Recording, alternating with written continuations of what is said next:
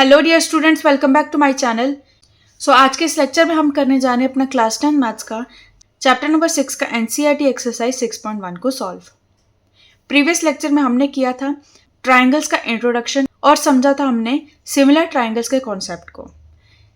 जाना था कि सिमिलर ट्राइंगल्स को देखने के क्या क्राइटेरिया रहते हैं और सिमिलर ट्राइंगल कॉन्ग्रुएंट ट्राइंगल से कैसे डिफरेंट रहते हैं। सो आज के इस एक्सरसाइज में जितने भी क्वेश्चंस हैं, इसमें जितने कॉन्सेप्ट यूज होने वाले हैं वो सब हमने प्रीवियस लेक्चर में कवर किए हैं।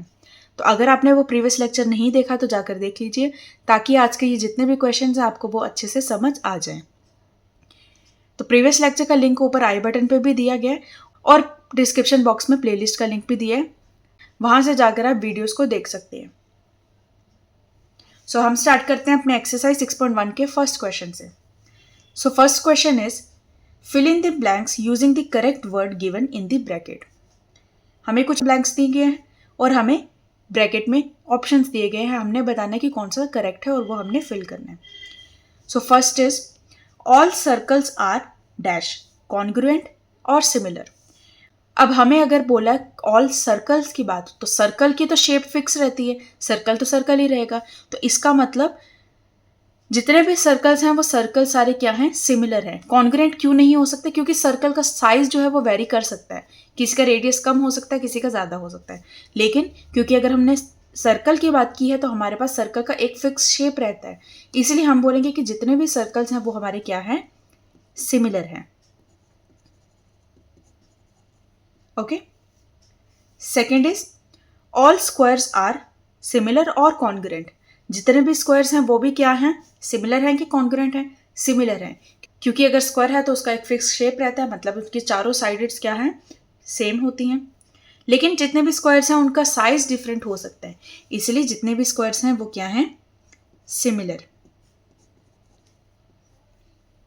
Third is all dash triangles are similar, isosceles और इक्विलेटरल। जितने भी हमारे पास आइसोसेलेस या इक्विलेटरल ट्राइंगल्स हैं वो क्या हैं, सिमिलर है। अब आप बताइए कि कौन से ट्राइंगल्स हम सिमिलर कह सकते हैं। अगर हम बात करें आइसोसेलेस की, आइसोसेलेस क्या होते थे, वो ट्राइंगल्स जिसमें दो साइड्स हमारी इक्वल रहती है, जबकि इक्विलेटरल ट्राइंगल वो होते हैं जिसकी तीनों साइड्स आपकी इक्वल रहती है। तो अगर किसी की तीनों साइड इक्वल हैं तो जितने भी ट्राइंगल्स हैं जिसकी तीनों साइड्स इक्वल हैं उनकी एक फिक्स शेप रह जाएगी, ठीक है। तो वो सब क्या होंगे, सिमिलर ट्राइंगल होंगे, चाहे उनके साइड्स जो है वो उसमें साइज में फर्क आए। कोई ट्राइंगल आपका छोटा हो सकता है, कोई बड़ा हो सकता है, तो शेप आपकी सेम रहती है, साइज आपका डिफरेंट हो सकता है। इसीलिए जितने भी इक्विलेटरल ट्राइंगल्स हैं वो क्या है, सिमिलर है। तो इसमें हमारे पास आ जाएगा इक्विलेटरल।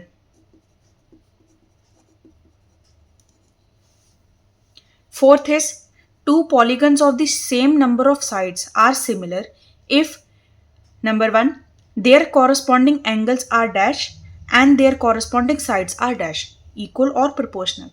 अब ये हमने प्रीवियस लेक्चर में पढ़ा था, दो पॉलीगन्स जिसका सेम नंबर ऑफ साइड्स है वो उनको हम सिमिलर कब कहते हैं, अगर उनके कॉरस्पॉन्डिंग एंगल्स क्या होंगे, इक्वल होंगे या प्रोपोर्शनल होंगे, एंड अगर उनके कॉरस्पॉन्डिंग साइड्स क्या होंगे, इक्वल होंगे या प्रोपोर्शनल होंगे। तो ये हमने पढ़ा था कि अगर हम ट्राइंगल की ही बात करें तो दो ट्राइंगल्स को हम सिमिलर कब कहते हैं, जब उनके कॉरस्पॉन्डिंग एंगल्स इक्वल होते हैं और उनके कॉरस्पॉन्डिंग साइड्स जो होते हैं वो प्रोपोर्शनल होते हैं, ठीक है। तो इसका मतलब अगर उनके कॉरस्पॉन्डिंग एंगल्स क्या होंगे, इक्वल होंगे, और उनके कॉरस्पॉन्डिंग साइड्स क्या होंगे, प्रोपोर्शनल होंगे,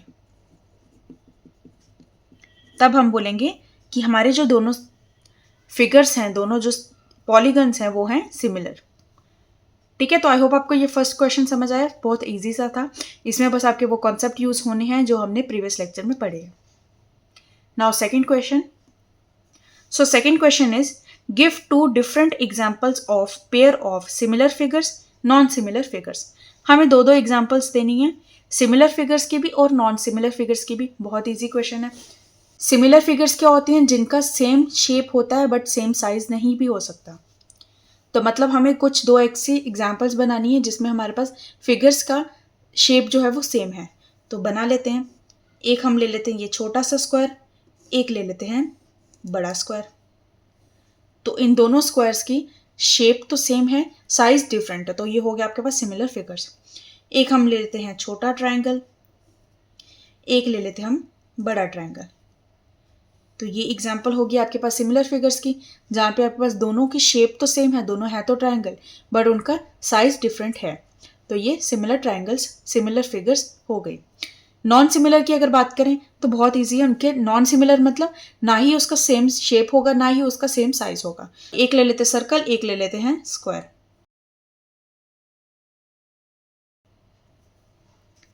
तो ये हमारे पास हो गए नॉन सिमिलर फिगर्स, क्योंकि ना तो इनका साइज सेम है, ना ही उनका शेप सेम है। एक एग्जाम्पल ले लेते हैं, एक ले लेते हैं हम ट्रायंगल और एक ले लेते हैं हम क्वाड्रिलेटरल। तो ये हमारे पास दो फिगर्स हो गई, एक ट्रायंगल है, एक क्वाड्रिलेटरल है। इन दोनों का भी ना ही सेम शेप है और ना ही सेम साइज है। तो ये हो गया हमारे पास non similar figures. Easy question था। Now third question is state whether the following quadrilaterals are similar और नॉट। हमें दो फिगर्स दी गई हैं, हमें बताना है कि क्या ये दोनों क्वाड्रिलेटरल सिमिलर हैं या नहीं है। एक क्वाड्रिलेटरल हमारे पास ये PQRS है और एक है हमारे पास ABCD। अब सिमिलर के लिए सबसे पहला क्राइटेरिया क्या है कि कॉरस्पॉन्डिंग एंगल्स जो है वो इक्वल होने चाहिए। तो यहाँ पे अगर हम बात करें P और एंगल A की, तो एंगल ABCD इस क्वाड्रिलेटरल में तो सारे एंगल्स क्या हैं आपके 90 डिग्री। PQRS की अगर हम बात करें तो इसमें कोई भी 90 डिग्री का एंगल नहीं है। ठीक है, दो एक्यूट एंगल्स हैं और दो ऑब्ट्यूज एंगल्स हैं। अगर हम एंगल P की और एंगल A की बात करें तो एंगल A और एंगल P इक्वल नहीं है। Similarly angle Q angle B के इक्वल नहीं है, एंगल R एंगल C के इक्वल नहीं है, and angle S angle D के इक्वल नहीं है। मतलब ये कि इस पूरे क्वाड्रिलेटरल में कोई भी एंगल 90 डिग्री नहीं है, जबकि यहाँ पे सारे के सारे एंगल्स आपके 90 डिग्री है। तो कोई भी एंगल आपस में इक्वल नहीं है, और अगर क्योंकि एंगल इक्वल नहीं है तो ये सिमिलर नहीं होगा। चाहे उसकी साइड्स जो हैं वो प्रोपोर्शनल हैं, लेकिन एंगल इक्वल होना भी जरूरी है। इसीलिए हम यहाँ पे बोलेंगे as the corresponding angles in both the quadrilateral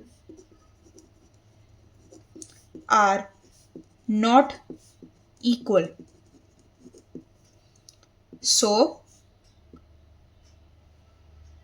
they are not similar। ठीक है, अब इसमें कंफ्यूजन क्या हो सकती है, बच्चे यहाँ पे देखेंगे साइड्स को और साइड्स को देखकर बोलेंगे कि 1.5 और 3, यहाँ पे भी 1.5 और 3, यहाँ पे भी सेम, सारी साइड्स में सेम ऐसा है, तो इसका मतलब इसमें कॉरस्पॉन्डिंग साइड्स तो प्रोपोर्शनल हैं, इसका मतलब ये सिमिलर है। लेकिन आपने एंगल नहीं देखा, सबसे पहले आपको एंगल ही देखना है। ठीक है, तो एंगल इक्वल नहीं है, इसका मतलब ये सिमिलर नहीं है। सो इजी क्वेश्चन था। तो इसी के साथ हमारी एक्सरसाइज 6.1 कंप्लीट होती है। आई होप आपको सभी क्वेश्चन समझ आए होंगे, कॉन्सेप्ट सारे क्लियर हुए होंगे, और ये जितना भी हमने क्वेश्चंस किए हैं इस सब की PDF आपको मेरे टेलीग्राम चैनल और व्हाट्सएप चैनल पे मिल जाएगी। तो अगर आपको कोई क्वेश्चन देखना है, कुछ पॉइंट समझ नहीं आ रही है, कुछ भी रेफर करना है, तो आप PDF को रेफर कर सकते हैं। सो टेलीग्राम और व्हाट्सएप चैनल का लिंक आपको डिस्क्रिप्शन बॉक्स में मिल जाएगा, तो वहाँ से जाकर आप ज्वाइन कर सकते हैं और PDF को डाउनलोड कर सकते हैं। सो नेक्स्ट लेक्चर में हम करेंगे अपने नेक्स्ट थ्योरम, जो कि है हमारी बेसिक प्रोपोर्शनैलिटी थ्योरम, जिसको हम BPTV बोलते हैं। So stay tuned, and if you find this video useful, do hit the like button and also subscribe my channel for upcoming videos. Till then, take care, bye bye, thank you so much.